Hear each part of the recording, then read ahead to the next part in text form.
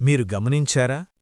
ఇంట్లో ఒక 18 అబ్బాయి అమ్మ ఏం చెప్పినా చిరాకు, నాన్న మాట అంటే వాదన, చిన్న విషయం కూడా పెద్ద గొడవగా మారిపోతుంది. అందరూ అంటారు, అహంకారం ఎక్కువ, మాట వినడు, పిల్లాడు చెడిపోయాడు. కాని నిజంగా ఇది చెడు ప్రవర్తన, లేదా ఇది ఎవరికీ అర్థంకాని ఒక మానసిక దశ?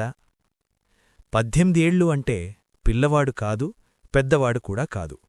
శరీరం పెద్దదైపోతుంది, కాని మనసు ఇంకా నేర్చుకుంటూనే ఉంటుంది. సమాజం అంటుంది, ఇప్పట్నుంచి బాధ్యతగా ఉండాలి. అమ్మానాన్నంటారు, మా మాట వినాలి.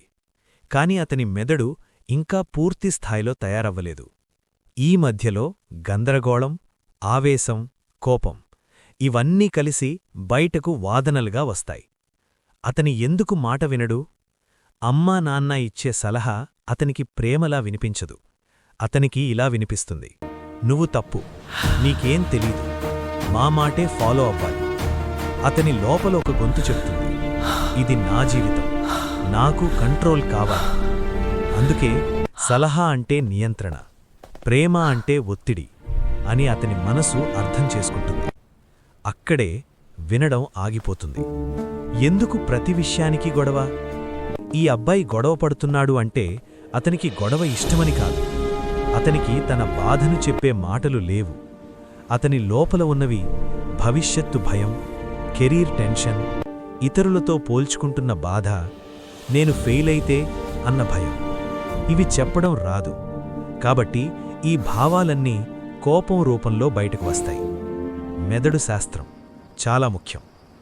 శాస్త్రం ఏమంటుందంటే 18 వయసులో భావోద్వేగాల భాగం చాలా బలంగా ఉంటుంది.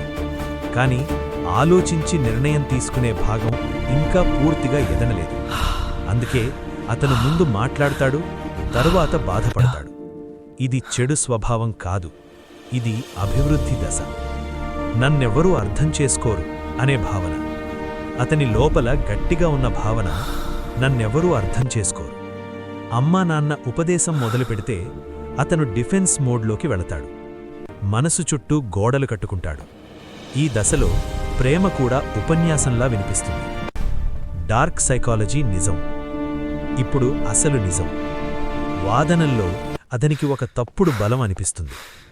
జీవితంలో కంట్రోల్ లేదు, కాని గొడవలో నేను గెలిచాను అనే ఫీలింగ్ వస్తుంది. అది అతనికి తాత్కాలిక రిలీఫ్ ఇస్తుంది. ఆ రిలీఫ్ నెమ్మదిగా అలవాటుగా మారుతుంది.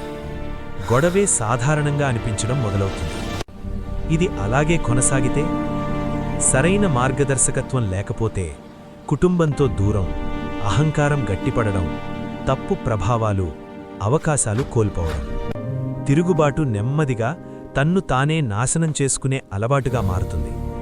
అతనికి నిజంగా కావాల్సింది ఏమిటి? అతనికి కావాల్సింది గొడవ కాదు.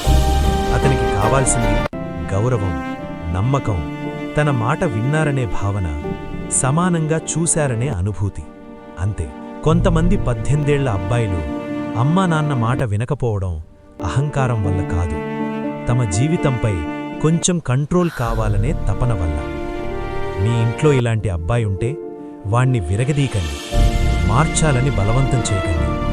ముందు అర్థం చేసుకోండి. ఎందుకంటే అర్థం చేసుకున్న మనసు తానే మారుతుంది.